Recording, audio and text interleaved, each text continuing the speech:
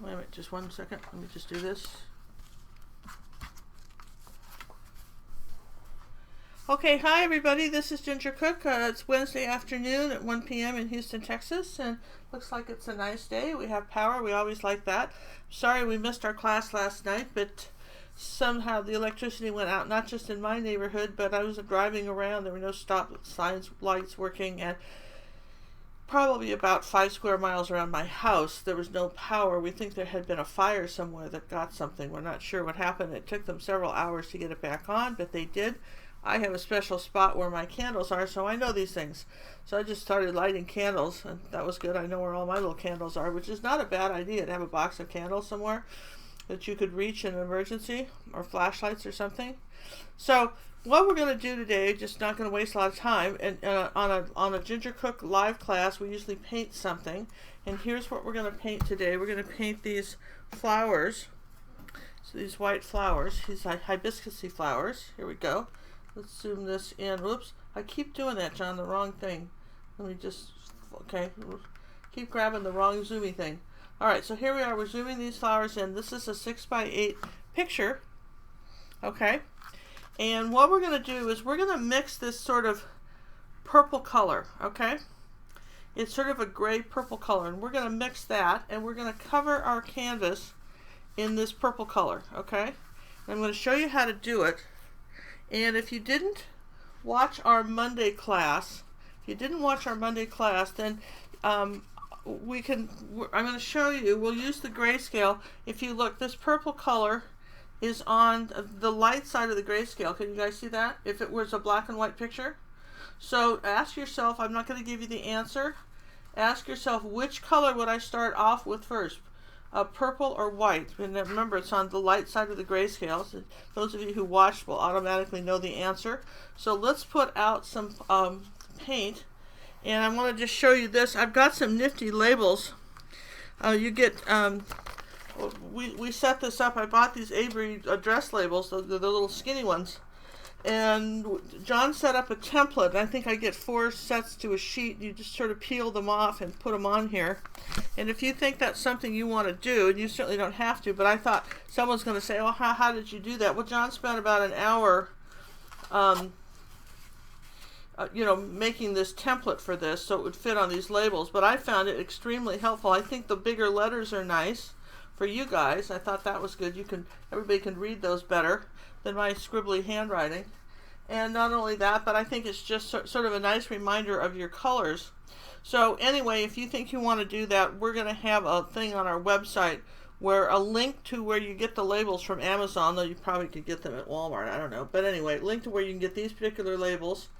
And then we'll have a copy sheet where you can use that as your template, and you just put them in your printer and push print, and you make these labels. Take seconds, and then you've got it set for a while, and you don't have to do a lot of them at the time. Just sort of print on demand.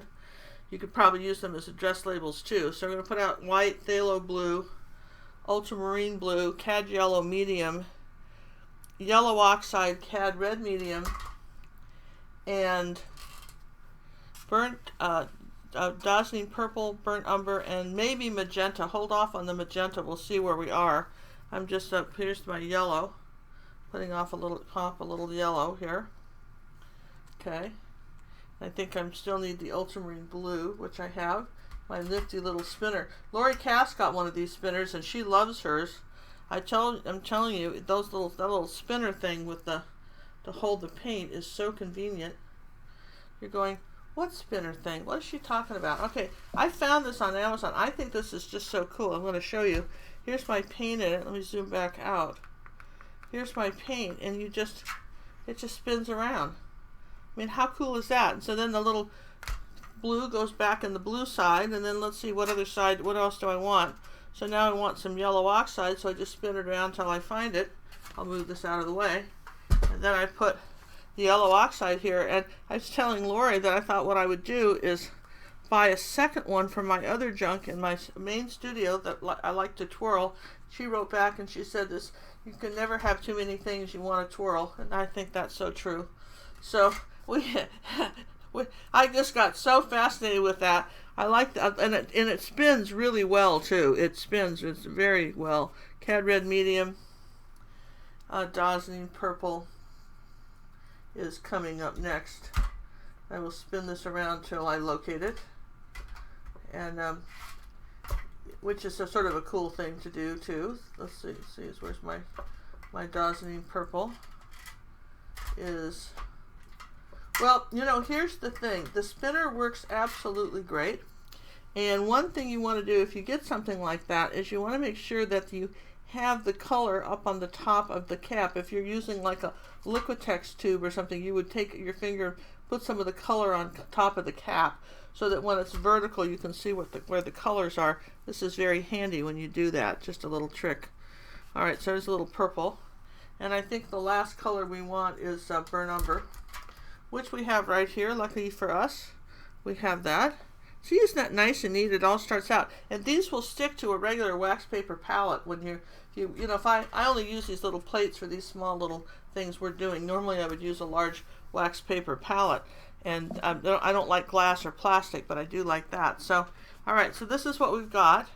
Now what we need to do is mix the colors. So if you were waiting in suspense to want to know what you start with, we're going to start with white, because any color that's on, and I'll repeat this again, I'll repeat this because you can't say it enough times. Any color that falls on this side of the grayscale, the light side of the grayscale, if it were a black and white photo, you're going to use, it's going to be 95% white or 95% yellow and something else. Okay? It's going to be, your first color is going to be that.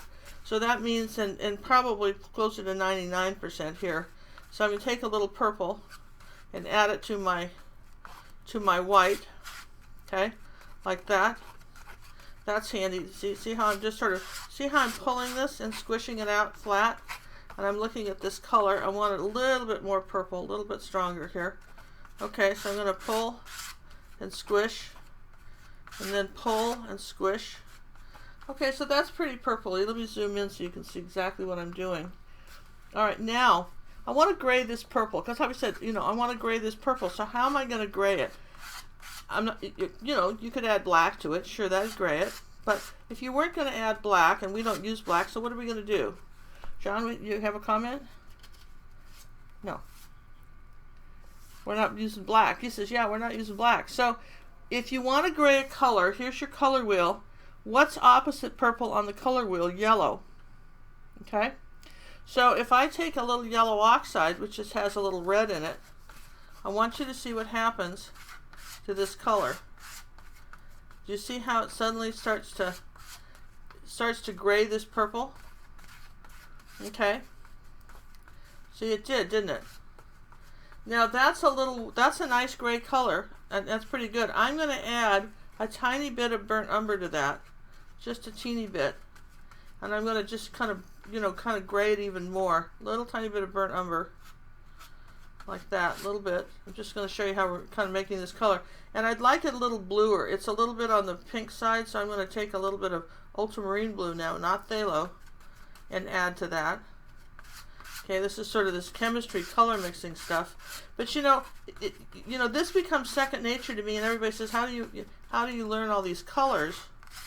Okay, and I'm squishing and flattening this out. Okay, that's pretty good. I would say that's a pretty good kind of gray color there. You can see that, right? Kind of a purpley blue gray color.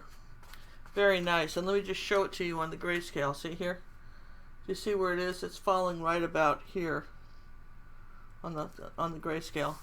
All right, so now what we're going to do is take our little canvas like this, and probably a larger brush. Let's see if I can find one handy. Okay, and I'll put a piece of paper under this so that I can paint on the sides.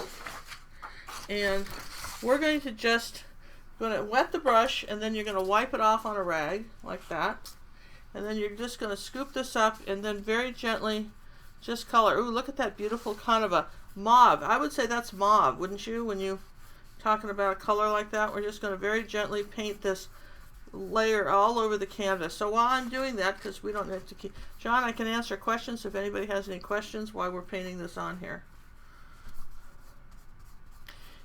we have nothing coming across as of yet. That's good.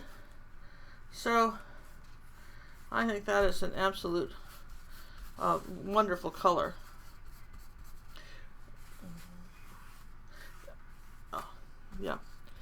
Incidentally, this lesson is going to stay up. We normally would not leave this lesson up Wednesday, but because everybody missed it last night through no fault of your own, we had 100 people, 150 people show up, and we're waiting for a lesson that never happened. So we're very sorry about that. Even though I have no control over the power in my neighborhood, I still feel bad about it. So what we're going to do is leave this one up.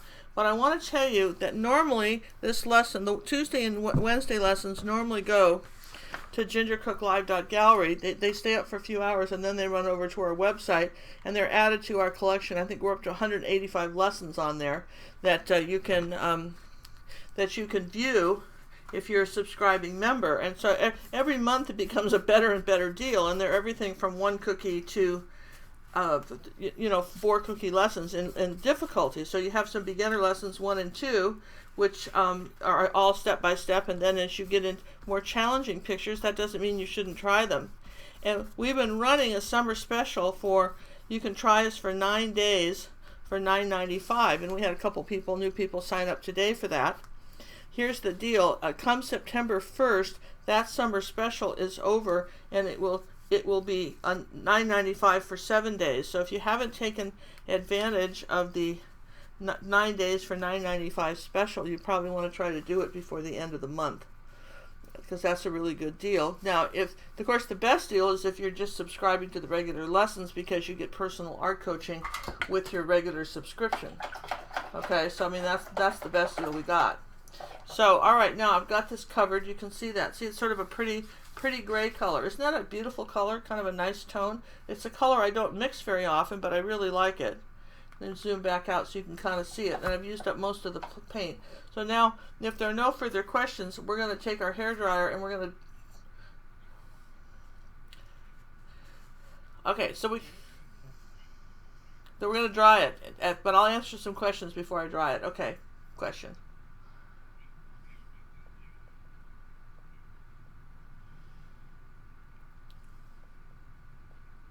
Well, the question is, if you were going to gray it with umber as opposed to... The question is, I've got purple and white, and I want to gray it with yellow, or I want to gray it with burnt umber. I would say the best answer to that question is make a little pile and see what it does. You will learn more than if I tell you. Experiment. You know that burnt umber's got a little... It's kind of a warm color. It almost has some yellow in it. Okay? Burnt umber's got some yellow in it. You know, and... So it's going to, but burnt umber, you know, and it's going to gray it differently. So this is why it's so important to make a color mixing journal. Have a page of grays, and then sit there and say, see all the different ways you can make grays, and write it down with a little color sample, and write your recipe. You might say, you might write purple, P plus W, and you might write 98% W plus then whatever you put in there, and then make a little swatch and make some recipes. So that make your own color cookbook for color mixing. It's the best way to do it. And I've got a thing on YouTube on exactly how to do that. Under you know, how to mix, you know, colors. You know, you can't. Making a color journal will save you hours of trying to figure out how to get a color. All right, I'm gonna dry this real quick.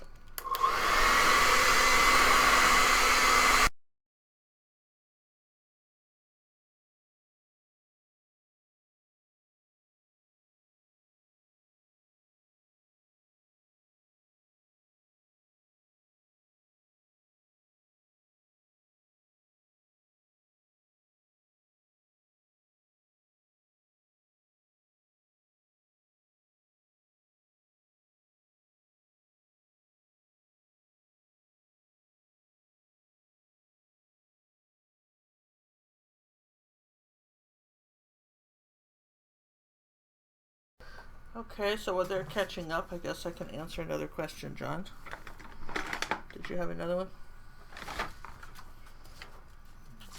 Okay.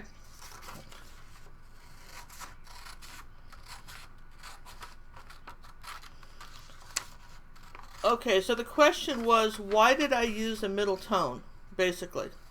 In other words, usually you see me do a dark, I usually just go dark first. So why did I do this middle tone? Well, I have a very logical reason for doing the middle tone. This is a Xerox copy of our picture, okay? And I have these nifty pair of scissors. Here, look at this. All right, perfect. All right, so we got this Xerox copy. I'm just going to trim off all this white because it's annoying me. All right, there we go. All this. All right, everything out of the way. All right, so there you go. There's our Xerox copy. I have a good printer. Look at how well the color came out on my printer next to this. You got to admit, that's a pretty good, it doesn't quite get the darks, but it got the flower tones, didn't it? Doesn't quite get the darks in here. But look how well it did my flower. So anyway, so the question is, why did I use this mauve color? Well, because I want you to be able to draw this on here. And that's the color of the shadow in the flowers. And the easiest way, and we need some sort of contrast for you to see the white flower, okay? So when I did this, I just took a piece of chalk and kind of sketched on this flower very easily. I didn't bother with all that, but I could have, okay? But this way, I think it'll be easier for you. So what we're going to do is we're going to fold this in half, and then I'm going to fold it in half again. You ready for this? Okay, I'm just going to show you a fast way to make a grid, okay?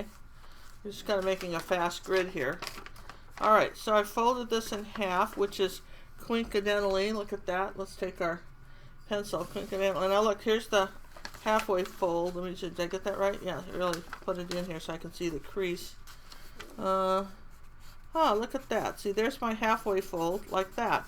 Now, isn't that interesting that the middle flower is up here, halfway, and then the bottom flower, this is about halfway on here. I'm going to divide this again. And let's see, and here we're going to divide it in half this way. Okay, saw that? So that, now look, so here's my halfway point here and halfway point here. Okay, so basically what did we see when we did this? Because what I want you to see is that we basically got two rectangles. Yeah, they're flowers, but you see the shape of this flower is almost a rectangle. Do you see that? And you see the shape of this is almost a little box here. So if you sat there and said, okay, so what's half of 8? This way you can make this bigger if you want. This is one of the ones you could go up to about, I think you could do this 16 by 20. It would still look pretty decent. All right, so let's go, let's see, we have 8, so half of 8 is 4. We're all on board with that, right? Assuming I can still see the writing on the silly ruler. Note to self, buy another ruler. Fourth. Okay, here's halfway, and I'm just going to just do this like that. Here's halfway, and then I'm going to divide this in half this way. So we've got 6, so half is going to be 3. Everybody's with me on that. If you were doing it bigger, I did it like this so you could just do it bigger. So whatever the half is for you, okay, that's the key here, whatever the half is for you. Okay, so here we just sort of divided everything in half. Now this particular flower, okay, as you can see it, is up here, and it's coming. So if I'm going to go right about here, and I'm just going to sketch this in above the, let's see if you can see how I'm sketching it in. All right, let's just come up here like this and put in a petal like here and right to the middle, then come over here and do a little smaller one. Then we've got one here, a very nice one up here, it's kind of on the side. Then you've got to think, this is this, if you imagine our flowers coming around here like this and almost squared off here. So here we go, here's our little flower, and then it comes out with a little leaf like that, and then some sort of little bumpy petals like this. You know, if you don't have to get it exact, but you know, you're going to get it some way. And then we've got another little flower coming below the line, so a little flower petal. Okay, so this is pretty much our top flower, and that's how fast and easy it is to put on. You can see that this is coming here like this, and you know, and we can make some adjustments as we paint it in, for sure. Okay, but this is I would say that these are our petals coming in like that, and we're going to say this is our center part of the flower in here like that, something. Okay, so then this bottom flower continues right on down. Do you see this continues right on down? It's up about it ends about 1.5 inches from the bottom, so right about here. couple fingers up from the bottom. But this is again, it stays in the same thing. Here's a petal, here's another petal, here's a petal. Kind of comes out this way with a nice big petal, and then it kind of tucks behind this flower a little bit. Okay, so that's our, those are 2 flowers, and then we've got something in the middle like that. Okay, so you're thinking that this is pretty complicated, but it really wasn't, was it? When you thought about how you were going to draw it in, because it's a flower shape. Now we can redefine this shape, maybe, and as we paint it in, we'll redefine it. But I might, make this more of a point now that I've got generally where I want it to go. Then I'm going to come out here like this and give this more of a curved edge. Okay, so that's pretty good. And there's, from the center, I want this one to come like that, a line to come like that, and maybe this one to come like this. All right, so that's this one, and let's see, we've pretty much said here's this one, like this. I think we pretty much got it, you guys. I'd say there's our 2 flowers. All right, and that's about how fast that can be painted in. Okay, so that makes me happy. Does it make you happy? I think that looks pretty good. So there's our flower. Now let's take our small brush. Now this is what we're going to do. We're going to do a little bit, and I guess we need to have our palette knife back. Let's make a little more of that color, our purple color, and make it just slightly darker. Not too much darker, but just slightly. Ooh, that was brown. That wasn't white. What did I do that for? Where'd the white go? I had a big tube of white, and I didn't put it back in the box. That's what happened. All right, let me just move this brown off of here. Put it back in the brown pile. All right, so here's my white. I'm going to, just because I've used almost all my titanium up, so I'm going to put it back. And remind me to put my paints back in my little twirly thing. All right, so now, here we go. Let's start with the white again, okay? Start with the white again. Little tiny bit of purple. All right, you asked the questions about what does brown do. So we've got the purple like this. Now let's take a little bit of this brown and put in there, and you can see how the brown grays the purple. It does a little bit. Still stays pretty purple, but it definitely grayed it a little bit. You can see that, right? If you add a little bit more brown, what would happen? It's kind of graying the purple. And then let's take a little ultramarine blue to make the fair test, because we wanted it less purple and more blue. Let's take a tiny bit of ultramarine blue, like that, just a little bit. Let's talk about little small amounts of paint here. Okay, so it's actually more of a mauve purpley tone. The yellow's gonna, let's take Cad Yellow Medium now and show you what happens when you add a tiny bit of that. Okay, so it's gonna gray it just almost instantly when you put the yellow in. It grays it immediately. It just turns it from purple to gray, and I put like less than 1%. Okay, so here's our darker gray color. See, it's same, a little bit darker, and that's a good one. Okay, so while you're mixing the colors, anything else I can answer, John? Okay.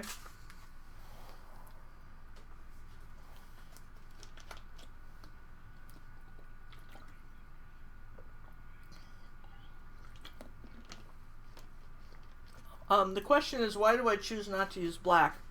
That's a good question. This comes up a lot. In painting parties, when I teach a painting party, we use the heck out of black. When we teach the painting parties, we do. And so people, a lot of times when people are starting out, they do what I call painting party art. And because that's where you learned it. You went to a painting party, and that's the easiest way for us. It's very cheap for us to use black paint, and we can get pretty good result with that pretty fast, and it'll mix with other things, and then that's but what we find is that black kills colors. For instance, in our hat shop, for instance, look at the window here. Now you'd think that was black, but it's not. It's a mixture of colors that almost approximate black. Here's black on my grayscale, and it's almost the same color. Almost the same color, but not quite. So what happens is black kills colors. I can't say. So it's a different kind of painting.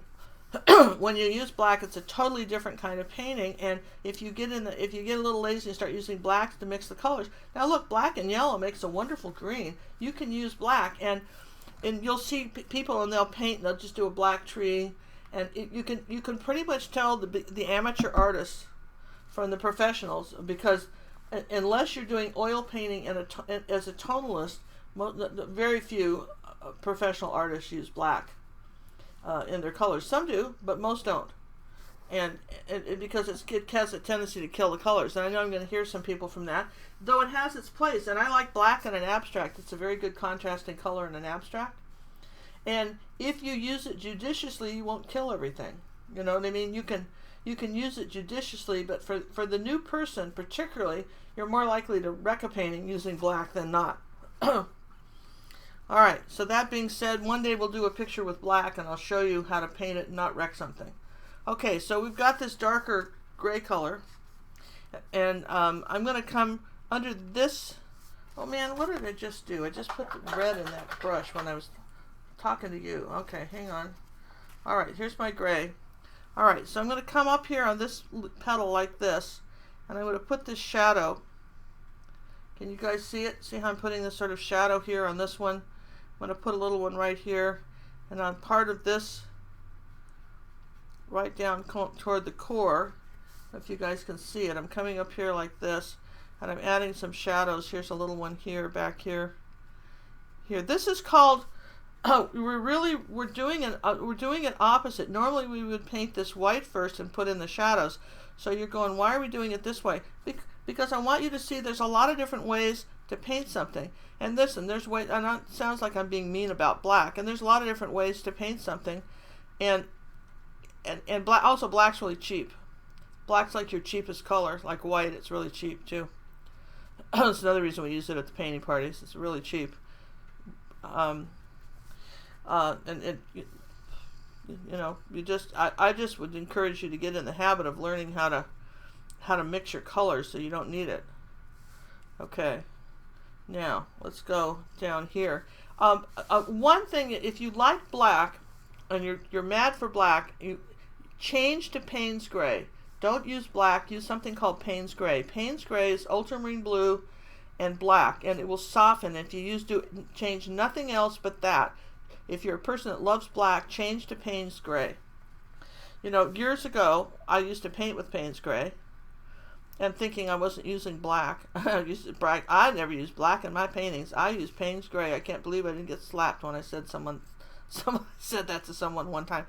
No, I don't use black. I use Payne's Gray. Well, Payne's Gray technically is not black. It's got blue in it, and it's a softer color. Do you see how I'm just putting in these little colors here? It's almost like a puzzle.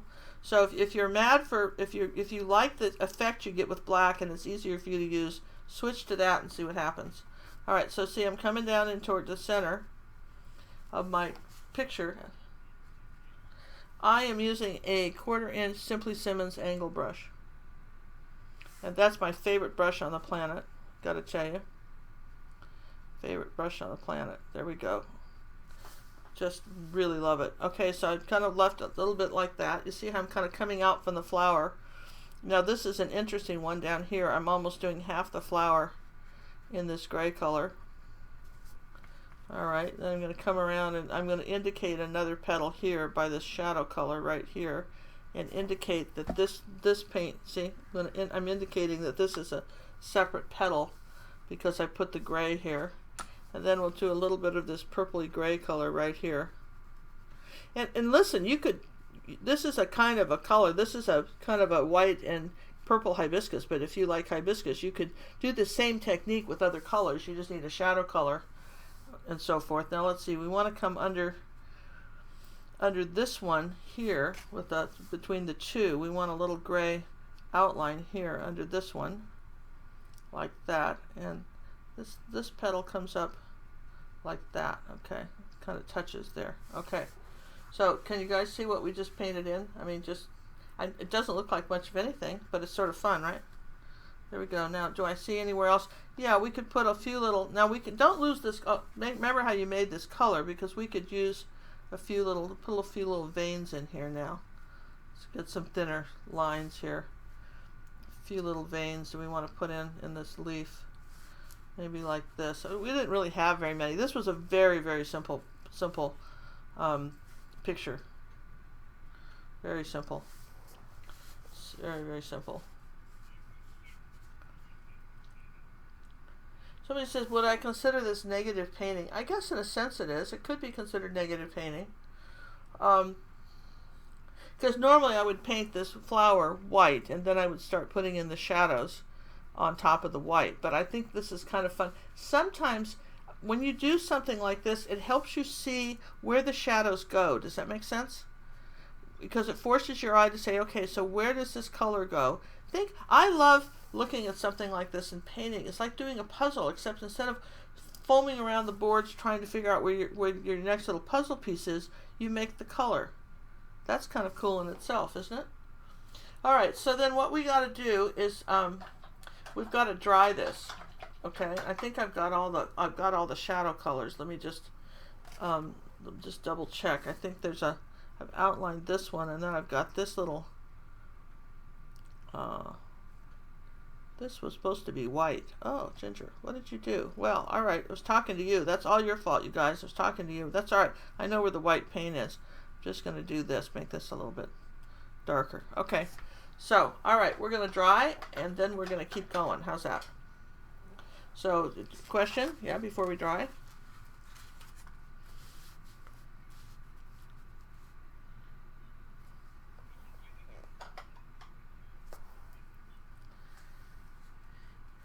Is there a way to get over the fear of cut? Yes, the way to get over fear of picking colors for your paintings is to do a lot of paintings that have been painted by somebody else first that pick the colors, and eventually you'll start to understand what works. In other words, most people want to just sit there and paint from a photograph and they don't have clue one how to paint, and then their painting doesn't come out and then they feel like they failed. I strongly recommend you find a painting that's already been done and try to pick those colors, because if you like the picture, then you're going to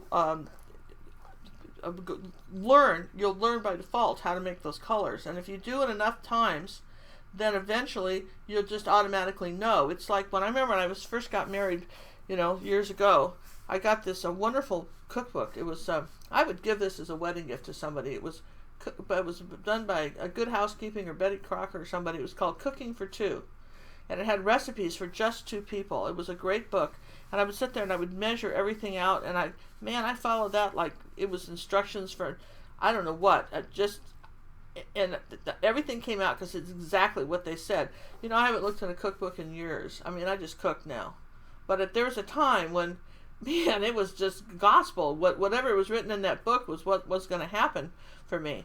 And that's what I'm saying, is that eventually it's going to become second nature. What seems like a big deal now will not be a big deal in the future, because the more you do it, you'll just do it.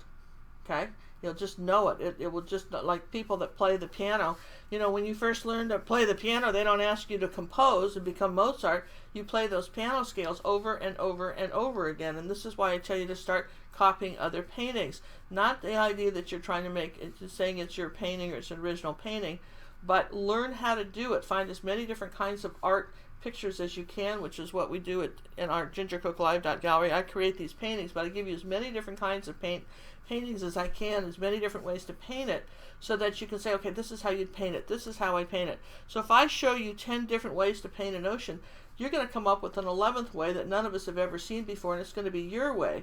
We've got some people like Andrew in Haiti who comes up with his own style, and Linda DeChow, she's coming up with her own style of artwork, and you start developing, like, if you were a writer, remember I took writing classes years ago, and they kept saying, find your voice. Well, you have a voice as an artist. Find your voice. Robin Coate is another one who's finding a voice in art, and she did some little birds from my daughter Cinnamon's class last night, some little chickadee birds, and they're hysterical. They're wonderful. And Cinnamon and I were talking about her this morning, saying that she's finding a voice in that style of artwork.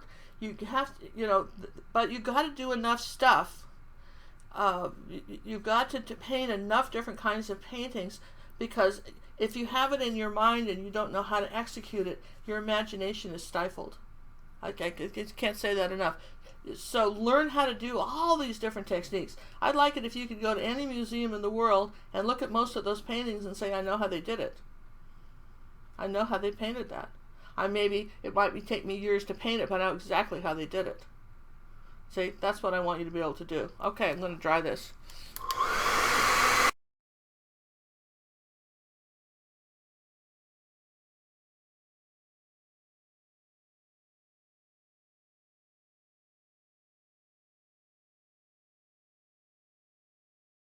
Snyder's another one that's getting a voice, getting an own voice. I mean, we've got a lot of students that are developing their own voices.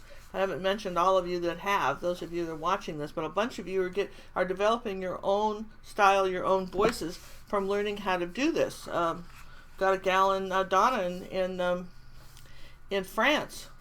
You know, she sent me a picture today that was just, she sort of, went through the lesson, then came up with her whole thing, and this is what you do. In other words, you get enough information where you can start being creative, but it's real important to have enough knowledge to be able to do that easily so that you're not frustrated. You just sit down and do it. Okay, John, is that okay? Can we we're going to add white now. We're just going to go to pure white with my brush, and I'll answer questions while we're painting white because I don't think I have to talk about how we're doing this, right? All right, John.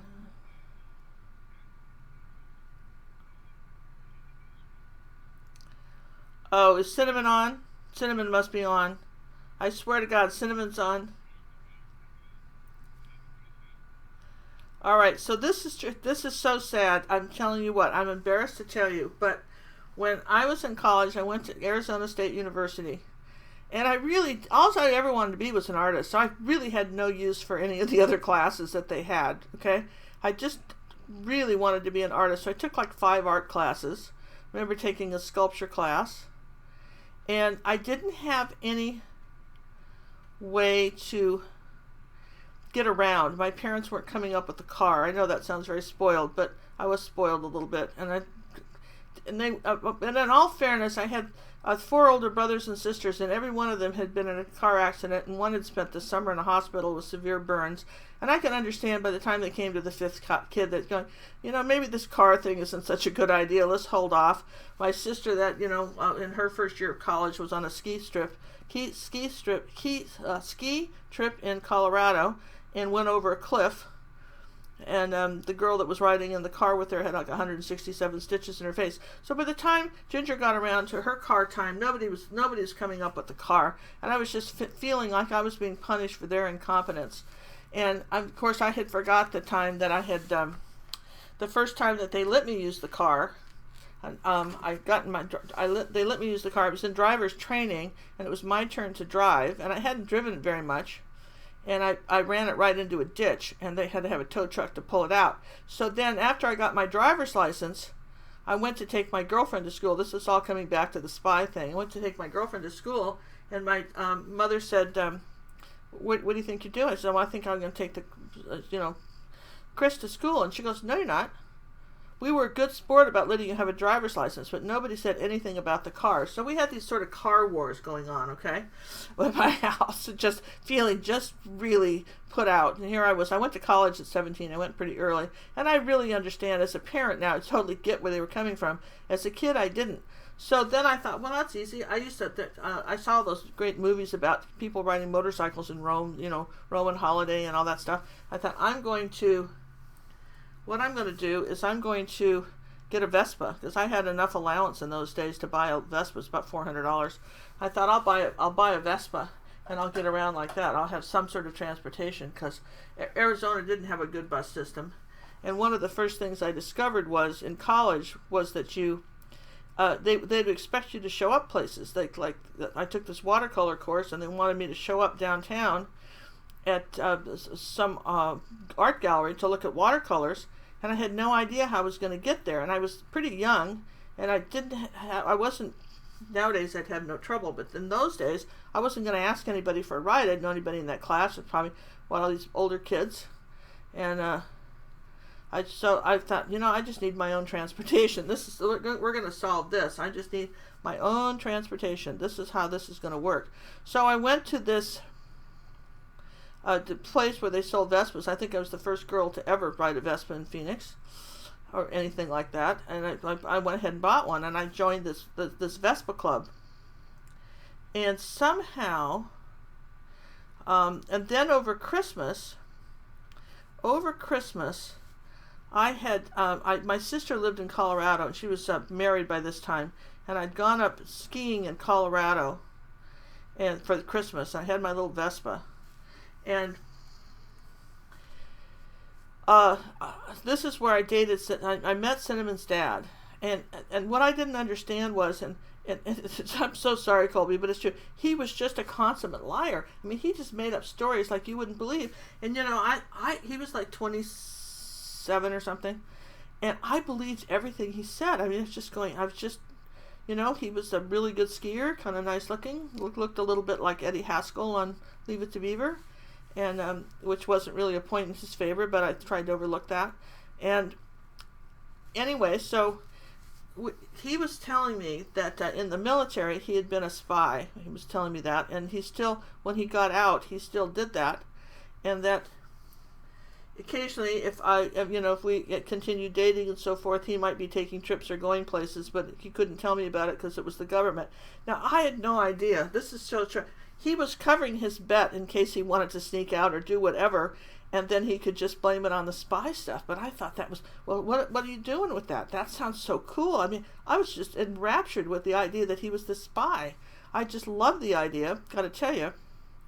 Okay, I'm going to have a little lighter one right here. You guys, I kind of messed this one up. It's okay, I'm going to put another little petal under here. So anyway, so I went back to school thinking, this is what I need to do. Heck with this art stuff. I need to become a spy. And I wondered how you become a spy. I figured there must be some classes in it. So there had to be this, you know, that's what you needed to do. And of course the James Bond movies were all the thing. But really this was even before James Bond, honestly. And so I started looking, and I couldn't figure out how you became a spy. So John's laughing over here now. So how do you get to be a spy? This sounds so fun. This really sounded like great fun. I thought, well, maybe I could start off as a store detective. Now you have to understand, I was a kid with a big allowance. I had a big allowance for anybody at that school. I had a pretty good allowance, and I didn't need to work at all. But I thought, I'll get a part-time job, and I will become a store detective. You know, when you get shoplifters, pick up shoplifters. I could start with that, and I could have that on my resume for spy school. And so I'm laughing because really this is so hysterical. So then I called up this employment agency, and the guy was so sweet. And I went in to see him, and he says, what do you want to do? And I said, well, I think I'd like to, be like a store detective and catch shoplifters. I think that would be a good job. I think I'd like to try that. And he says, well, what are you good at? And I said, well, I'm an artist. And he said, yeah, but have you had any experience with this other stuff? I said, no, but I think that would be a fun job, and I think that's what I'd like to be, is a store detective. And he says, and why do you want to do that? And of course I told him, and of course he didn't laugh me out of his office. He probably had kids, and he worried about the sanity of my parents and the fact they were spending all this money on my education. And so then I went to the dean of women there, the one that kind of vocational thing, and I explained to her why I needed to do that. I'm going to make another little white petal right here, guys. We've got another little one here.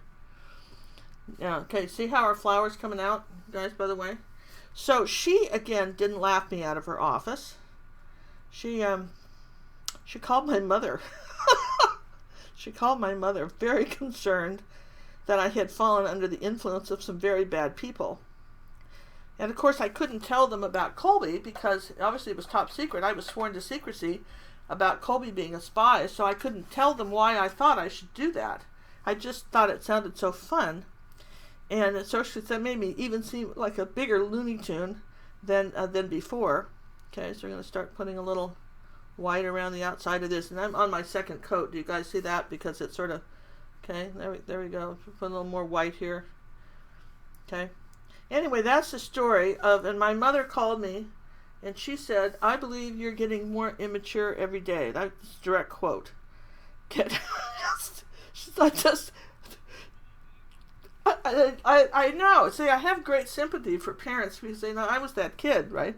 And and I was a really good artist. I had won awards up, and I had a scholarship to Switzerland early on to be a. I'm going to put another small little petal right here. I had won all kinds of awards in with my art. I mean, I was really good at it, and just excellent at the art thing.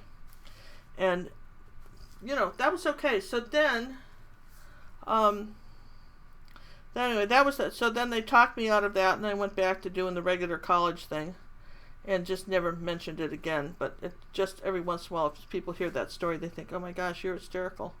But I really did want to be that spy thing. I thought that was, and then later Cinnamon's dad and I got married, and then I found out that he didn't just lie about that. My Lord, every time I repeated a story he told, and not that hardly anything was true this man ever said. I mean, it was just incredible, and you could.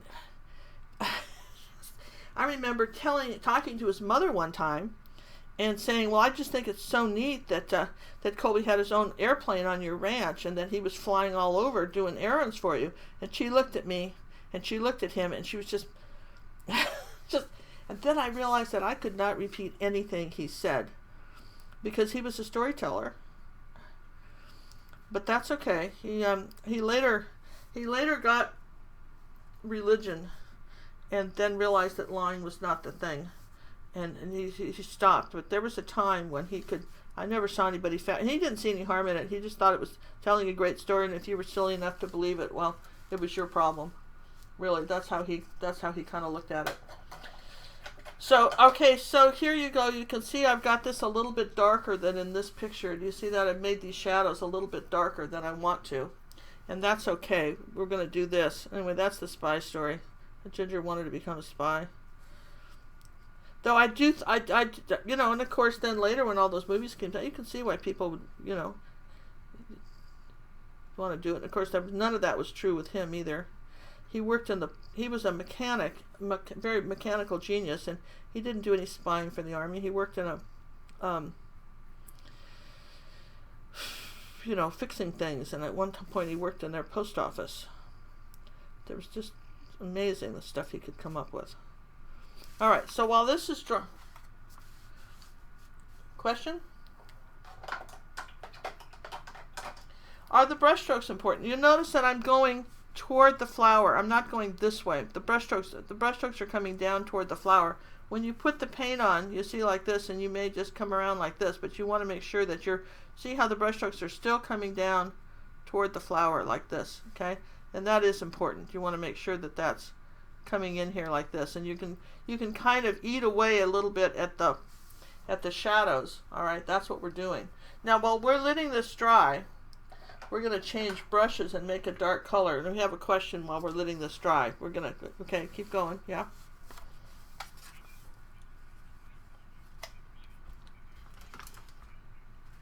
Somebody just purchased some Winsor Newton slow drying medium and asked if I had ever used the brand. I have not. I've not used that brand. So I couldn't be particularly helpful, but I'd like to be, but I'm sorry I have not used it. Cinnamon said she found, and I bought some and I can't find where I put it. I was going to try it and I would tell you about it, but I can't find it. But what she find? She found a slow drying medium she really liked. The problem with me with slow drying mediums is that it starts to get sticky. Like for instance, Golden Opens is a slow drying, paint, and they always say you can mix it with other colors and with their other acrylics. But a lot of times that slow drying stuff if you keep going over and over and over, it starts to get sticky. So, in all the paintings I've done, and even giant ones, I never use slow drying mediums. But if you're going to do one, let's take some ultramarine blue here now, and a little purple, and a little tiny bit of yellow, and let's make a dark green color, and maybe a tiny bit of phthalo blue, just up here on the side here like this. Let's come in here and let's make a dark color now. And what we're going to do is we're going to come around our flower now with a dark color, this dark green color, okay? And let me just put that right like that. So making this nice dark green color. And this is where you're going to carve your flower out even more, okay? You see, and I'm bringing the brush strokes away from the flower. So, for instance, my flower isn't showing up now, but as I bring in the blue or the dark green around, it's going to start showing up. See that? Now I'm using just a little bright brush, a Ruby Satin Silver Bright. Okay, like this. And I'm coming up here like this, and I'm kind of outlining the flower. Do you see how it's starting to show up? Now, all right. Okay, let's do this while we're waiting for all this to dry. But, okay.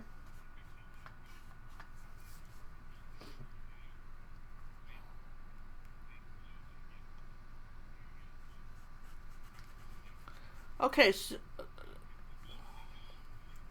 all right, the question is, which comes first, the chicken or the egg? Which comes first, the blue or the yellow? I'm making a blue color, a green color, and I know I'm going to use blue and green, so what do I start with? Now, this got covered in, which is the video that's up, on tones, because this is where your grayscale comes in.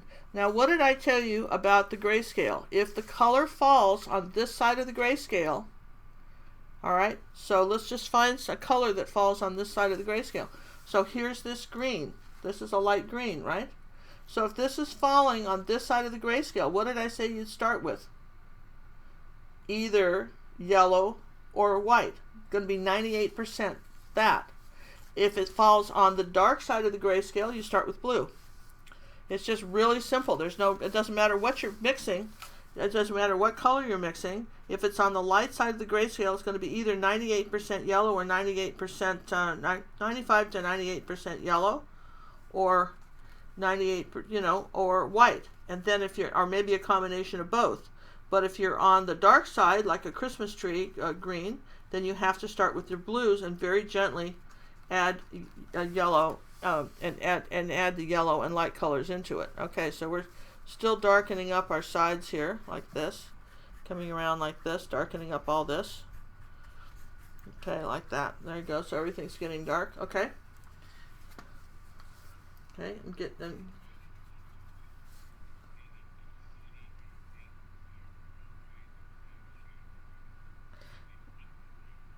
All right. Why did I?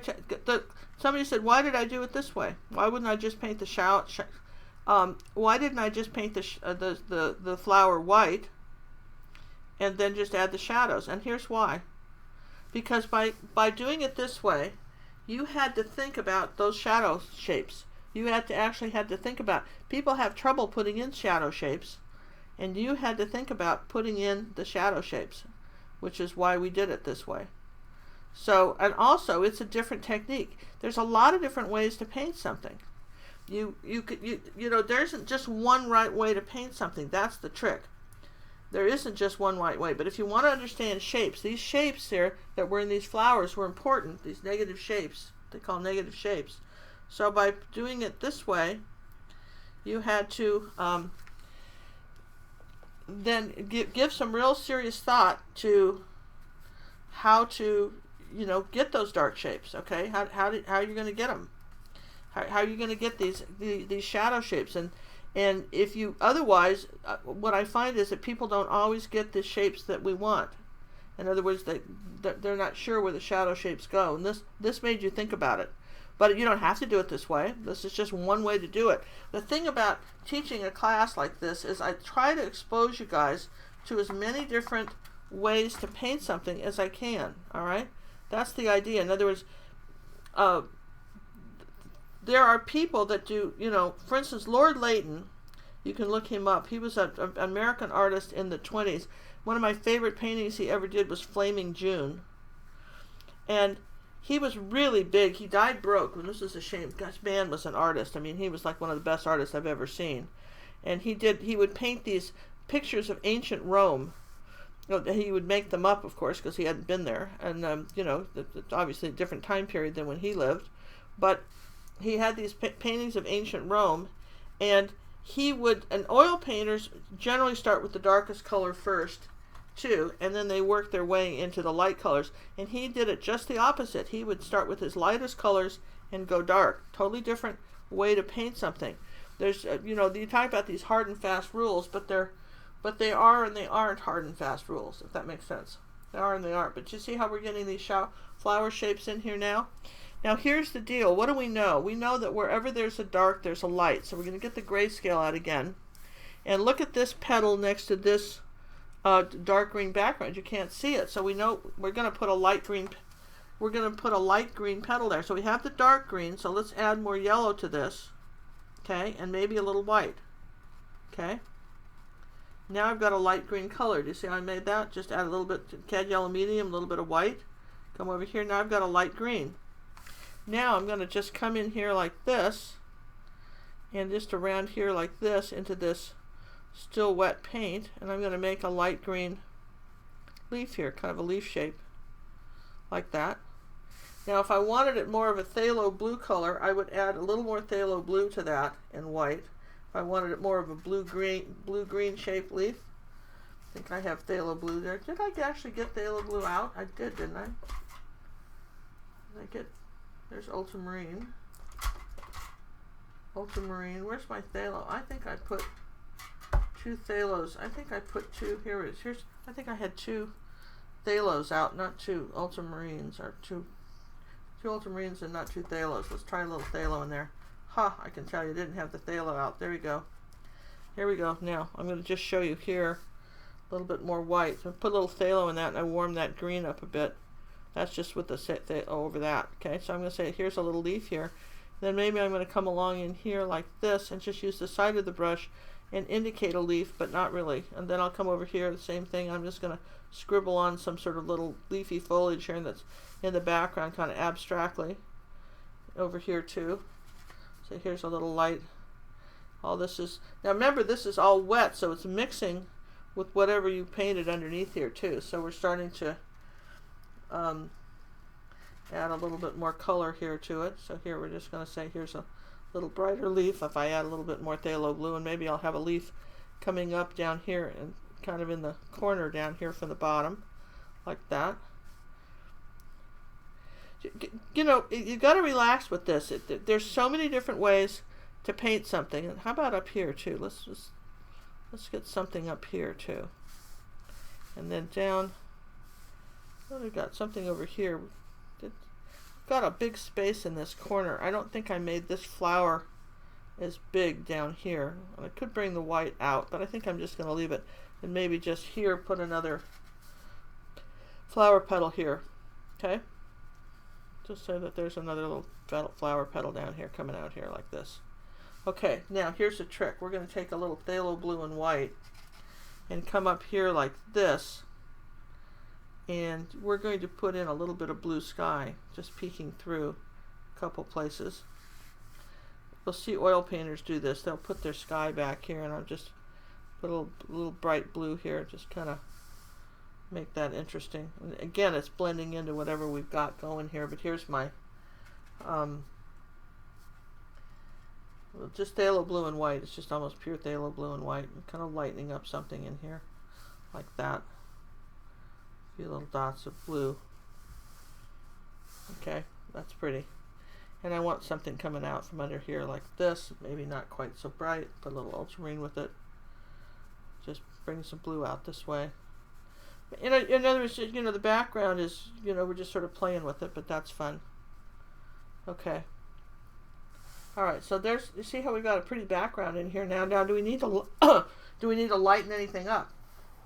So here's what happens. You're painting away. You're all happy. You're painting away, and then you think, well, it dried darker, and it did. So let's add a little bit more white and green to this and lighten up. I'm going to lighten up this leaf a little bit right here on the outside. A little bit more. Just add yellow, medium, and white onto the green we've already mixed. Lighten this green up. Maybe just on this side. Maybe over here we're going to lighten this up a little bit. You go back through and see, you need a little highlight like this.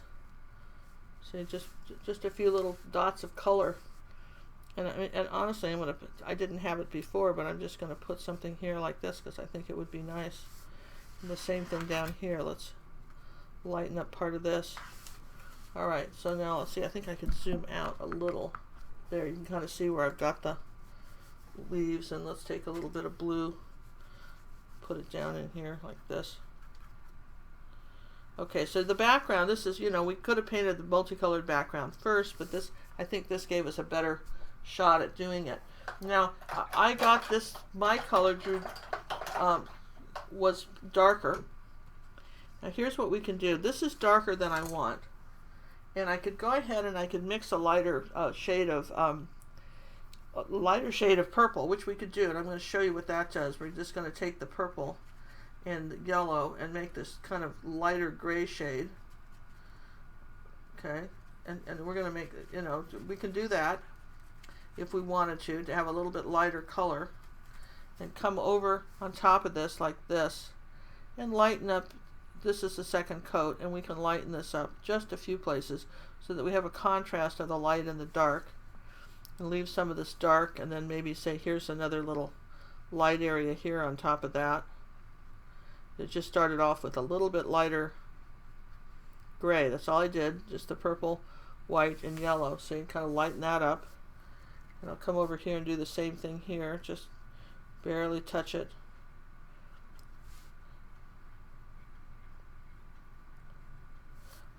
Somebody said they were out of titanium white. Can they use mixing white to lighten the color? Yeah, you can. And let me show you how you're going to do that. I'm going to show you some mixing white. Mixing white would definitely lighten this color. I'm just going to go right out of the tube here like this, so I don't feel like putting any out. Here's mixing white, and look what that does. You absolutely can use mixing white to lighten it. You see that? You can have a little shadow. So that will lighten it. You probably don't want that much mixing white. So that's getting it a little bit. It's changing it a little bit, but you could.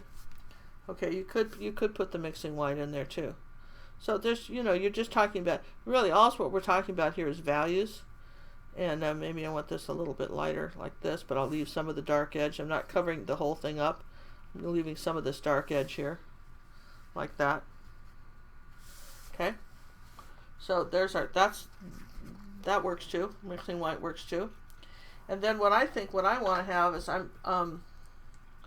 we're going to put, so I'm going to put some more white out, and I want to just come back and touch up a few of these little petals now. Or if I don't have them crisp enough, like for instance here, for instance I can repaint a couple of these in like this. Bring the lines down across the purple like this. And the same here, I'm going to just bring this in here like that. Reshape a few things.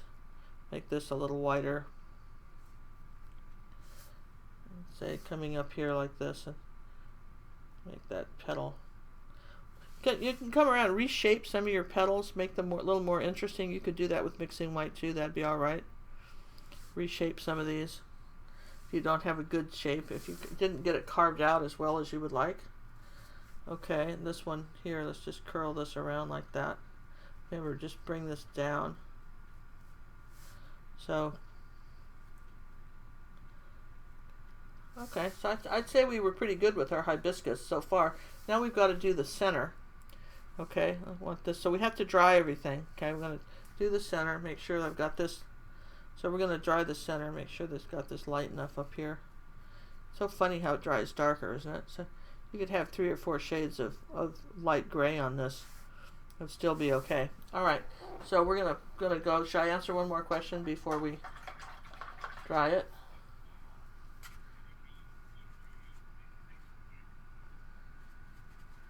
Okay, so if I wanted to make a really dark black color, like for instance what's in our hat shop, which looks black, right?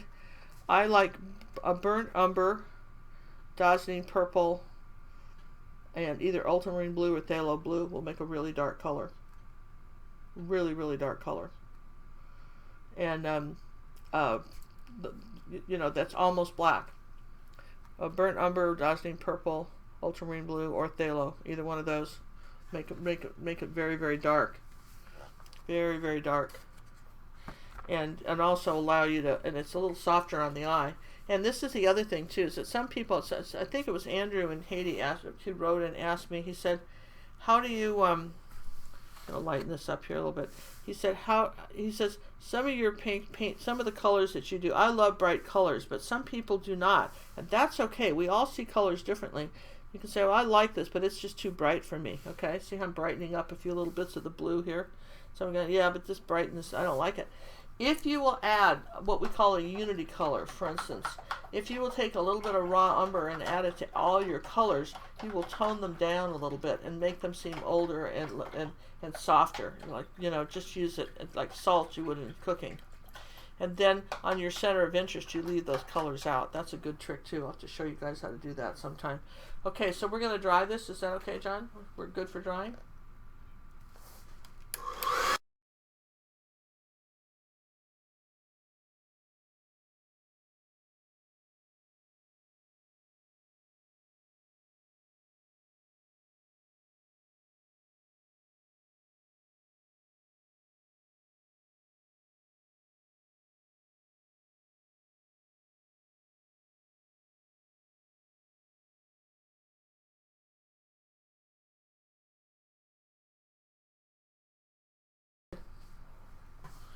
So, I don't know if anybody else is catching.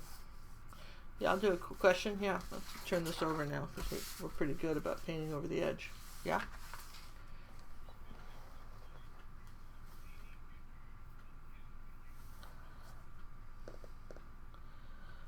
At what point in my painting did I begin to use the best products available? Well, okay, so Liquitex, well, let me just give you the history of acrylics. When I started using acrylics, nobody had ever heard of these colors. I hate to date myself, but this is true. And Liquitex had something called heavy body paint, and I started with that, and I never changed. And then back in about the time Cinnamon was a little kid, they started offering something called a student grade paint, started cheapening up the paint, and you know, they started getting clever with all that stuff. But up until then, it was Liquitex or nothing. Okay, and it was heavy, and they just started off making the quality paints. And in the history of acrylic paint, they originally started off in New York, up in New York, and there was a guy, I think it was Acrylic paint was really the first ones to come out with it, but then Liquitex, I can't remember what the deal was, but then they started right away. And Acrylic was just strictly in New York, so if you didn't live there, you couldn't get it. But there was a very famous oil painter, and he was very ill, and some of the chemicals in the paint, you know, for instance, he was, you know, was dying of lead poisoning, and you know, and he was just told he couldn't paint anymore. And so the upshot of it is that this chemist that lived next door worked for a paint company. He said, I will make you an acrylic paint that won't kill you, and you can keep painting because you're too good to stop. And that was the genesis back in the late 1950s of how acrylic paint started. And then by the time we got into the late 60s, it was available in art stores, and if you wanted to start with acrylic paint. And I think I started because my mother was a oil painter, and I just wanted to do something different than her. just everything, whatever she did, I wanted to do something different. Typical child, I wanted to do something different in her, and so I started with that, and I never stopped. I've always used the best paint, so it's always a shock to me when people, you know, when people get different results than me. I'm going to just darken this right here, this leaf right here under this white. You know, they get different results from me. I'm going, oh, how is that even possible? And it's possible because you know, these other brands came out. Now there's boy, I saw some, and when I was working at you know, teaching at Jerry's the last 6 years in Houston, didn't work there, but I mean I was teaching there, so I would see all these different brands of paint, and there was something called Old Holland, and it was they were a very famous European oil painting company, and they've got a brand of acrylics that totally matches when it dries their oil paints. So oil painters, because you know, an acrylic artist, if you're an oil painter, you can do a whole bunch in acrylics and then just top it off in oil. You can't go the other way, but you can always put oil on top of acrylics, dried acrylics. And so a lot of oil painters will do, you know, what we call an underpainting and so much of the stuff, and then they just come back and finish it with oils. And so Old Holland, and that was the most expensive stuff. That was pricey stuff. And I didn't know if it was better than anybody else's, but it sure cost a lot. But I think a lot of it too is whether it's being imported in the United States. We have duty from different countries. But I've always used Liquitex, and then Golden came out, and they were obviously the winner as far as the finest paint anybody ever made. It's true. They're really good. But they were a little more expensive, and I just stepped, and I tell you what, everything else being equal, let's see, where's my stuff here? Everything else being equal, where did my mixing white go? Well, it's not in my cart, because I didn't put it back in the cart, John. I'm twirling the cart. There's no mixing white in it. But if, gosh, on the floor, maybe on the floor. Did it fall on the floor? That didn't make the cart? Gosh, it didn't make the grade. I don't know. If I ever find the mixing white, I'll tell you something else about it. Well, here, wait. I know where something is. I can find this. Hang on.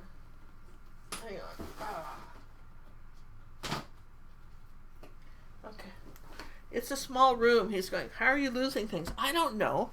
Okay, so this is a tube of Liquitex paint, and I bought this because I had never heard of this green before. This was called Phthalo Green Yellow Shade. And if somebody asked me what it was, I said I'd buy it and try it and let you know. But let me tell you what I loved about their paints. It just, you see, if you got any kind of arthritis or anything, all their caps are self-cleaning. And Matisse, which is I never heard of until I got to Jerry's, because that's a really wonderful brand of acrylic paint, but it comes from Australia, and Jerry's is the only one that sells it. So unless you happen to be at a Jerry's point, you wouldn't be inclined to use it. Everybody else, uses these metal caps. See how it's all built up around the edge here? Okay, so it's yucky. So, I mean, everything else being equal, I mean, who isn't a fan of a cap that self-cleans itself? Just saying. But, I like Golden too, and I like Matisse, and there's some other, quality brands. You just, if you use there's paints that are designed for different things, and obviously when they sell paints in an art store for kids, they're gonna they were trying to make brands of paint that were a little less expensive. Okay. All right, so we've dried this. We're gonna mix a color here. I'm gonna take some white up on the side of my plate, and I'm gonna get a little Cad Red Medium, like that, and maybe a little yellow. Let's just see. Let's just try these two colors and see. And that was okay. This would work if you just wanted to use that as the center for your flower. If you happen to have magenta, it would be very pretty, and I'm going to show you that. And then I'm going to show you. And then Naphtha Crimson is another one you could use. Okay, Naphtha Crimson is another good one because it's your regular red from your color wheel. So let me just show you. Let's put a little of this here and show you that. So we're going to pick a color that we like for our center. So here's a little white and Naphtha Crimson. See, that's more pink. That's just more of a pink color. And here's magenta and white. That's pretty, and maybe a combination of these two would be pretty, magenta and Naphtha Crimson, or magenta and alizarin crimson. It doesn't matter, but what you want is a nice, pretty red for the center. And then I'm going to come out from the center of this flower right here, like this, and we're going to come out using an angle brush, and we're going to come right up here like this and do these little spikes. And then they're sort of random. They go over the dried colors, Okay, so we're going to say then when you're using an angle brush, keep the paint flat. Let me zoom in. This is important, really important stuff here. Okay, keep the paint brush flat. Start with the point going in, and then just sort of tip it up so you're like painting on the toe of it, and then pull it out and lift up. Pull it out and barely little pressure like this. Come in here over the white like that, and then maybe it's a little shorter on this side, but you could bring these up a little bit longer in here like this. Now some of you may want to start here and go down. You can. I like to lift up. I think it looks better. I think you get a better if you start and then lift up like an airplane taking off on a runway. I think that works better for me, at least it does for me. And this point, we're not going on this part right here. We don't have any. This is our base, and it gets very short here like this around the edge like this. It's very short like that. Okay, and this is our or red here and just fill this out a little bit because I'm going to make that a little bit. There's that one. And we're going to do the same thing over here. Start like that, come out from the center. And again, you just don't need a nice kind of pretty center. No two people see reds the same way. I mean, you know, women see more shades of red than men. I say that all the time. And people are always shocked when I tell you that, but it's true. So, I mean, just, you know, just find a pink or red that you think you like. At some point, this has got to get a little personal. And let's see, we're coming out from the center like this with these little spikes, and you lift up. You start here and then lift up and lift up. So, that was, all right. Okay. So, yeah, sure.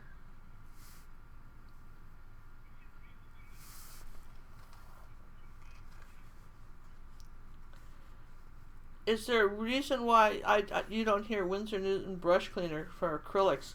You want to know a secret about Winsor Newton brush cleaner, you guys? You ready for this secret? When the Liquitex guy rep came in, I try to, when those reps come to town to your art store, you want to attend those lectures because they give away free stuff if nothing else, but you learn a lot. And he said the very best brush cleaner out there was Winsor Newton brush cleaner. That came from the Liquitex rep. So I have a big bottle of it. I think there's probably a lot of different brush cleaners, but I mean, you know, when talking about, you know, regular soap all the time, I was watching one of the Hispanic YouTube channels, and this guy told me about Zote soap, Z-O-T-E, and he was using it and to clean brushes with instead of the $20 brush cleaner I was using. And you know, I'm not talking about like the Winsor Newton for soaking your brush when you've left the paint on it. What the Winsor Newton is outstanding for is you soak if you've left your brush out overnight, which certainly I do a lot, you can put it in there and it gets all the extra paint out, okay? And so so anyway, but I was watching the Hispanic channel, and they were using something called Zote soap, and I discovered it's $1 a bar at Walmart. It comes with a great big bar like this, and that really cleans your brushes pretty well, and it's good for laundry too. It's if you watch on YouTube, if you watch any of the dozens of recipes for making soap, the Zote, Z-O-T-E, is what goes in all of them. They take it and they shred it on a cheese shredder, and like cheese, make piles of it, and then they put it in this big pot and melt it. And I'm telling you what, that is a fantastic, you know, brush cleaner. It just is. It really is good. So, and you know, if you're just talking about wanting to save money, it's, you know, it's a good one. You find it at Walmart in the laundry section. I'm going to dry this. Okay, we good? Okay. One quick question before I dry it. Yeah, and I think I'll take a little purple while I'm doing that. Okay, go ahead.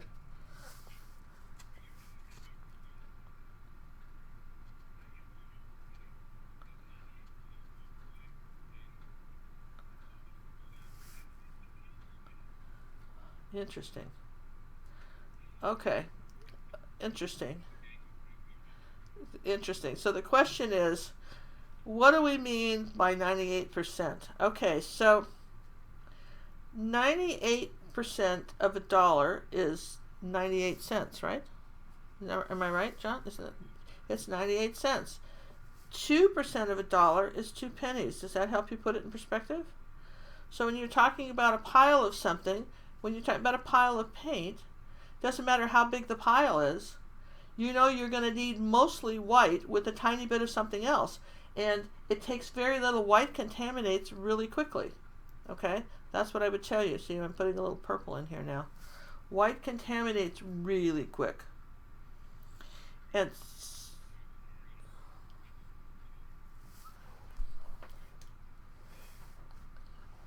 yeah, John made a good point. It's just start off with a pile of white, and then add the least amount of the other color you can, and see what happens.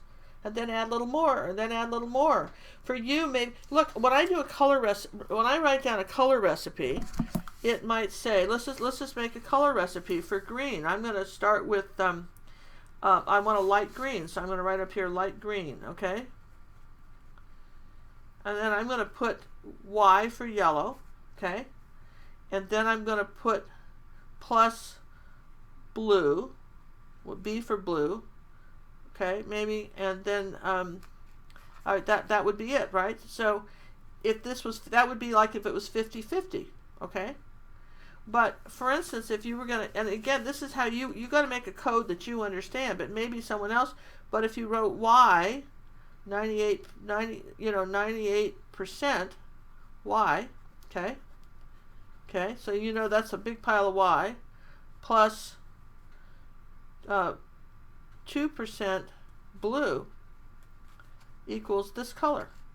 Or maybe for you it was 95, okay? Or maybe it was 75. It doesn't really matter. It's got to be, for instance, maybe you just want to make some little boxes and say plus this. Okay, it doesn't really matter how you come up with it, okay? But basically you got to know that I need 3 boxes of white plus this little tiny bit to get this color right here, okay? So maybe if for you if the percentages don't make any sense, just make some boxes. This is a box of white, this is a box of white, this is a box of white, this is a box of white, and you need all this white plus this little tiny bit to make this color. Okay, however we say it, write the recipe down that makes sense to you. I mean, boxes might work too, okay?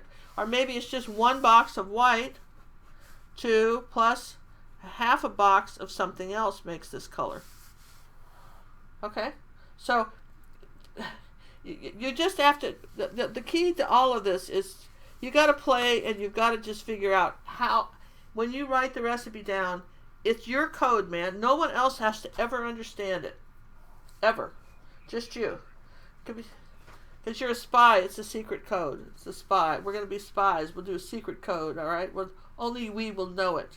We won't let anybody know what those boxes mean. We'll just us. It'll just be between us. We will talk about boxes of white. Okay, I'm going to dry this.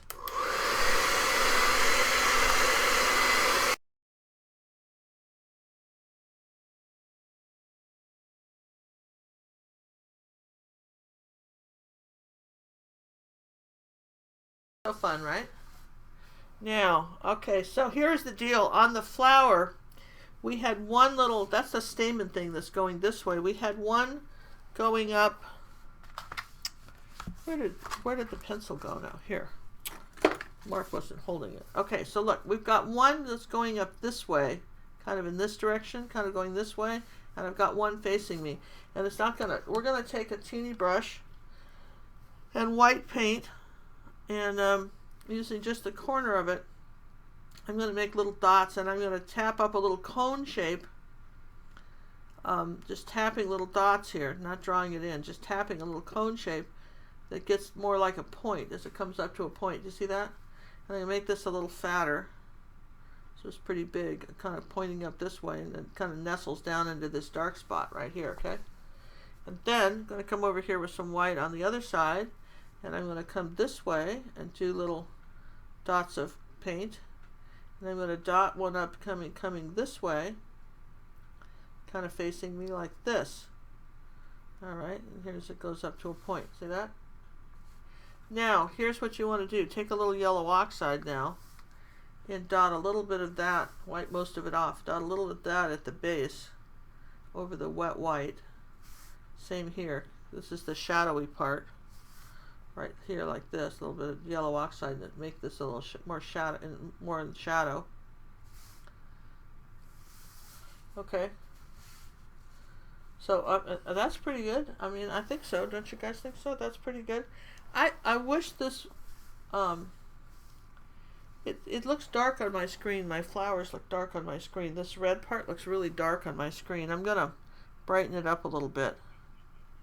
In real life, it's much brighter. I don't know why that. Do I need to readjust the color thing real quick? Can we do that? Can we take a minute? Guys, let's just take a minute and readjust the color, because this isn't what the color is. we're going to put this gray thing in. Did you know if you have a sheet of, this is a photo gray, if you have a sheet of this, if you've been staring at color too long, your eyes will quit seeing color. But if you'll stare at a neutral gray thing for a while, here we're going to adjust the color. We're going to just, we're going to, see, you see, now we're going to do this and lock it in. That's just how we refocus the camera. The camera needs to see gray. Let's see if that didn't brighten up the colors. It did, didn't it? A little bit? A little bit brighter? A little bit brighter. They're still a little bit, yeah, they're a little bit brighter. I think I want a little bit red and pink. I think I want this a little brighter still. So that's okay. Might just come up. I don't want to go over it too much, but maybe from the center. I want a little bit brighter. There we go. Okay, so that's our flower. Now, what do you do at the very end of this thing? Okay, that's a good question. You go back when you're all kind of done with this. See, this is our flower. I have it still a little bit darker here than I like, because I think what we started out with. I started out with the light gray over white. So if I wanted to, for instance, I might just take some white paint and make sure that I've got my edges again coming up here in a few places. Make sure that my edges are good. Okay, like that. And pull this in here like that. And let's see, do I want to do anything else? You know, this is where you kind of readjust the color on your flower. You can do that a little bit. Maybe I want a little bit brighter right here. If you've dried everything, you can go back, and if you've got one of these little lines too big, you can add some white and skinny it up. Kind of just touch it up a little bit in a couple places with your white paint where you think it might need to be. Put that like that. But I would say that that's pretty nifty. I think that came out really well. I think that really came out well, and I think it's just, the idea is that you've got to see how you do these shapes. We're gonna just color this in here like that and make that even smaller, like that. See, just little things like this make a big difference. Come on out here like this to this edge of this. All right, so that's our picture, you guys. That's how we did it in.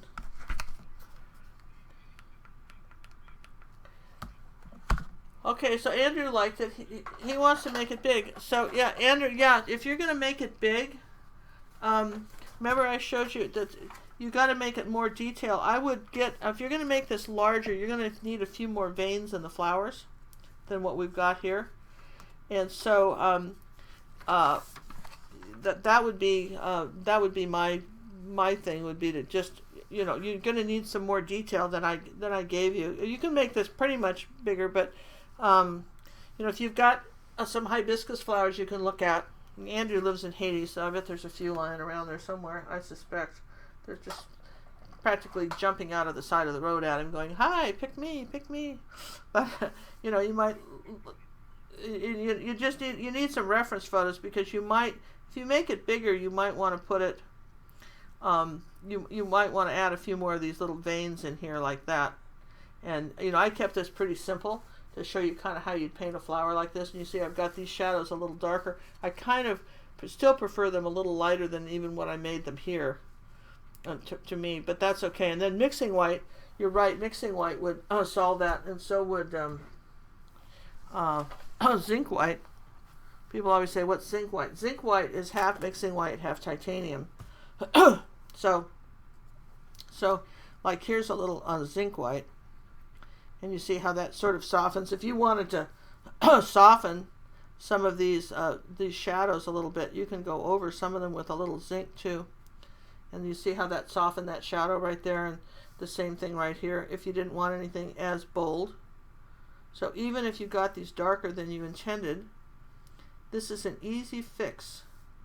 See that? Easy fix. A little bit of zinc white, and you can soften that right up, or mixing white like that. Just come right over the top and just soften that shadow.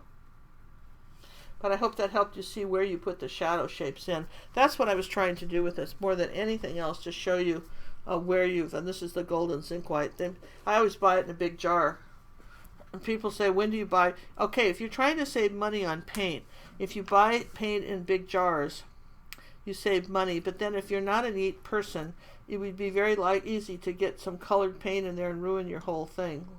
So you have to be a very extremely neat person to buy jars of paint. And I like the golden jars because you can get the paint out. Okay, they're the big wide mouth, and you could possibly get the paint out. But you got it. Also, if you leave the lid off of a jar of paint, it's gone. But if you leave the lid off, yeah, again, your personality is so much. Like, here's the lid off of this. I have the lid off of this brown paint, but also it's sealed at the top right there. So all I have to do is clear that up, and it's still okay.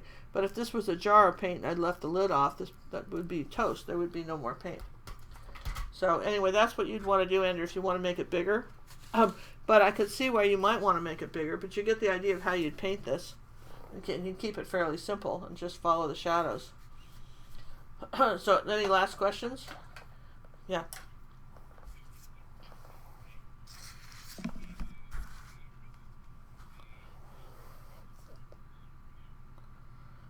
This is an interesting question. Is there a difference between, say, Cad Red Medium and, say, Golden, and Cad Red Medium and, say, Matisse or Liquitex? Those are my top 3 brands, so I can't speak to the others. Now, if you ask the manufacturers of these paints, they would all say yes or no, depending on who you asked. You know, because I had the Matisse guy come out from Australia at a demonstration at Jerry's, and he had a chart, and he had all 3, Liquitex, Golden, and Matisse.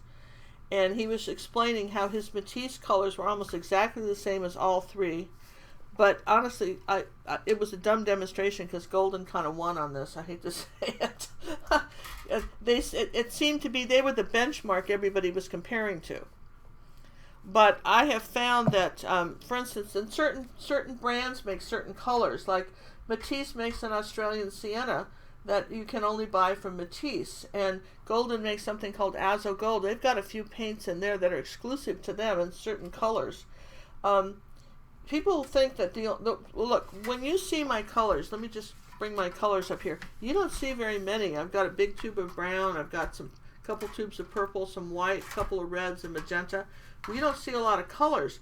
That's not saying you shouldn't own a lot of colors. I'm not saying that. It's just that you can go broke at the art store buying colors, and most of the time you can do very well, and you can see that in Adventures of Red on YouTube or Adventures in Yellow. I've got Adventures in Blue. There's different colors you can buy and own, and I would just say that, and then Matisse makes a couple of reds nobody makes, and they're like $40 a tube. But I don't demonstrate those because I don't want you to have to go out and buy a $40 tube of paint. I mean, you know, it's okay if you want to, and you should have it. Everybody should have all the good stuff. But you can, all of my artwork that's been sold all over the world and been acclaimed and this and that and won all kinds of awards was all done with these very basic colors that I've got on the website. I've very rarely, I mean, magenta is a good color to have, alizarin crimson is a good color to have. It's not just hurt to have more stuff. So I hope that answers that question. I want to show you what's coming up. This is important before we close. For those of you who are members of gingercooklive.gallery, every Thursday, which is tomorrow, you guys, we have a featured release. Let me move this out of the way. Here's our featured release, and that is, people have been waiting for this one. And that, isn't that fun? This is our featured release, and that's going to be tomorrow. And this is another one that can be blown up 16 by 20 and be really charming. You can make this very pretty, very big. That's pretty. And then next Monday, because John's traveling, John's moving to Houston. Woohoo! John's moving to Houston. So we're not going to have a live class Monday. So instead, what I'm putting up is this painting that was done originally in the early 1900s. Artist that lived in the it was an American artist, went to high school in California in the late 1800s, and this is the California beach scene from back then. And we're doing this with a palette knife. This will stay up on YouTube, and we're going to do about 45 minutes of that, and then I'm going to have you come over because it's like a 2-hour lesson, and it's still free. You're going to come over and pick it up free on my website, gingercooklive.gallery, and keep painting over there, because we're just going to leave like about 45 minutes of it up on YouTube, and then you'll finish it. But again, it's a free lesson, and this is a 12 by 12 painting. And incidentally, the artist that did this, I'll tell you a bit about him. He died of lead poisoning from his oil paints. Just hate to say that, but he did.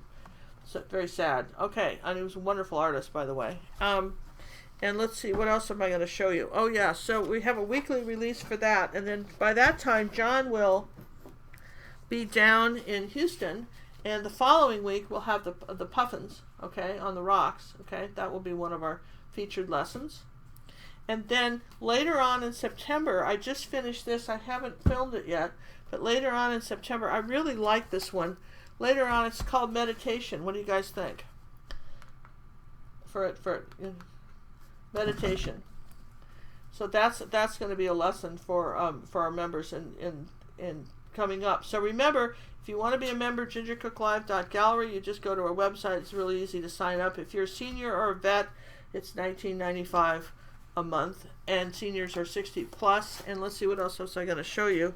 And I've gotten some beautiful village scenes back, and I want to just talk about those. Let me just show you. We've got the ballet studio, the music shop, the hat shop, the flower shop. And of course, everybody's seen the hotel. And you paint these, for those of you who don't know about these, you paint these on a 6x8 canvas. The hotel is on YouTube and also on our website. And then we sell these, and they're strictly in the store only, but our members get a discount. We sell the collection, which we keep adding to every month, and eventually, we have a flower shop. We're gonna, the next ones to come out probably in September when John gets down here will be the cat and the cafe. Okay, those are our next ones. Little cafe tea shop and the little book shop will be the next ones. And see how all the little awnings line up, and you paint all around the side like this. These are little gallery wrap canvases. And I want to just tell you how wide this is. This is like 1.5 inches wide and 6x8. And these are fun. I've seen all kinds of these come back from people. They're really darling. So I invite you to paint those. This is great. Now, because we did not have a lesson last night, we're really sorry about that. Couldn't help with the electricity, but we didn't have a lesson last night. I'm going to go ahead and leave our picture up on YouTube. This lesson will stay up on YouTube. We'll also put it in the members library, but it will be up on YouTube as well, and for you guys, because we appreciate the fact that you took the time out of your day. Everybody's busy to watch this class, and we hope you had a lot of fun with that. And again, if anybody wants to have any further questions, and next week we will not have any live classes next week because John's driving down from Michigan, permanently moving to Texas. Anything else?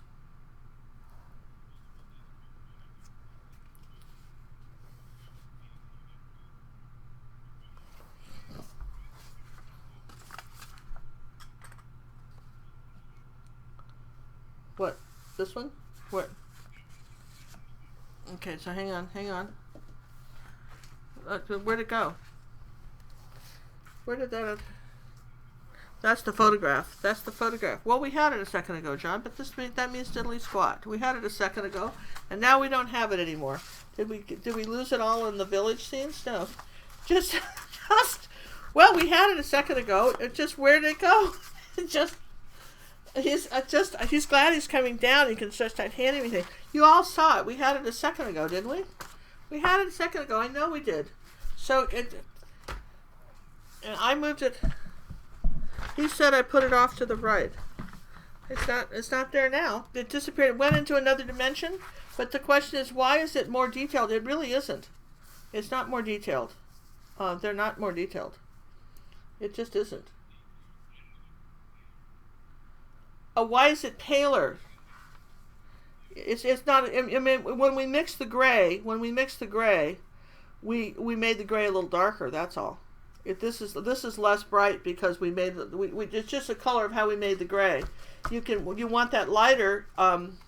you have to mix the gray lighter. Now I don't understand where this. Now I'm really confused. Where did that picture go? This is so funny. I mean, honestly, it was here. We just had it. I moved it out of the way so I could show you. It must have stuck to something because there was paint on it. I bet it stuck to something. I bet it did. Here, what's this? Yeah, it fell down on the floor. Here, okay, here. All right, there it is. So you see the dark values are the same, okay? So the only thing, this is a little lighter, and this is just this one here is a little bit lighter than this one. It's just this part here is just a matter of the gray you make, okay? This I did a little more blue gray. This I did a little lighter gray. I actually kind of like this one better. But again, this is preference. But the idea behind it is that when you mix these colors in, that you want to mix the shadows and then put the white over it. Try that. It'll help you see where the shadows go. That's what I'm hoping that this does. And I have this upside down. Perfect. Here. How about that? Well, all right. I had it upside down. So sorry. I had it upside down. But, we're just going to write my name right there. There. Cook. Done. Now, yes, see, here you go. Now you can take a white pen, too, and you can have fun with a white pen if you needed to put some little more detailed lines in it, like that. You take a little white pen if you're trying to get something detailed. Look at that. Just fun things you can do when you're at the art store. Am I going to have a traceable for this? Well, we don't mind putting a traceable up on our website. If we had a traceable, it would be on our website for, I guess, it would be in the section. John will make one. Sure, John, you're not doing anything but packing. He's not doing anything. Why wouldn't John be willing to make you a traceable? I'm sure he has absolutely nothing better to do than make you a traceable. And I think he should make you one. Don't you think so? John wants a traceable. But I'd like you to try. I would like you to try to draw it in. You guys, you're good at this. I showed you how to draw it in. It's not that hard. Just grit it and try it first. Try it first. I want to make this a little darker right here. Try this first. Try, he knew it. He said he knew it. You know nothing. You know nothing. You know nothing, darling. I got to grit this in. This is okay. All right, darling. We're going to grit this in right now. Okay, done it. All right, so, yes, every once in a while you can go back and fix something or do something. Or, I always tell people to take a bite out of your flower. Have you ever done that? See, like right here? Take a bite out of the flower, like something ate it. Just take a little dark like that and just, take a little bite. Makes it look much more realistic if you just have like a little bug bite here occasionally. Just when you're done, just bite a few little leaves so they're not so perfect. Not so perfect. We're all spoiled because we go to the grocery store and you don't see any bugs on the fruit and stuff. But trust me, they're out there eating away at your garden. All right, that's pretty good. So I would say we did I think we've got a good video. And if you haven't seen that one, really likes and comments are very appreciated. Positive comments. We're going to leave this up. It takes a while to spool. If those of you who are up here and you want to still see this now, you probably almost have to rewind. It's not that we're not going to leave it up, but that it starts spooling. Then it goes down, it goes back up. It does this weird thing on YouTube. So if you want to continue it or watch it, it'll be, it takes a few hours for it to stay up. But after that, we appreciate the likes and comments. And again, if you haven't seen the one on tonal values that I did on Monday night, that's well worth seeing. It's just that will make a night and day difference in your painting, learning values. And this lesson sort of contributes to that, doesn't it? Don't you think so? And I did too. I thought this lesson contributed to that too. So that's what we would tell you to do, is do that. And and then stare every once in a while. Here's another trick. Every once in a while, stare at your picture, okay, and then see. Just look at that. Look at the shape, and then see. Okay, I fixed it. Just take a minute. Just stand back and look before before you're sure you're done, and just take a second and look.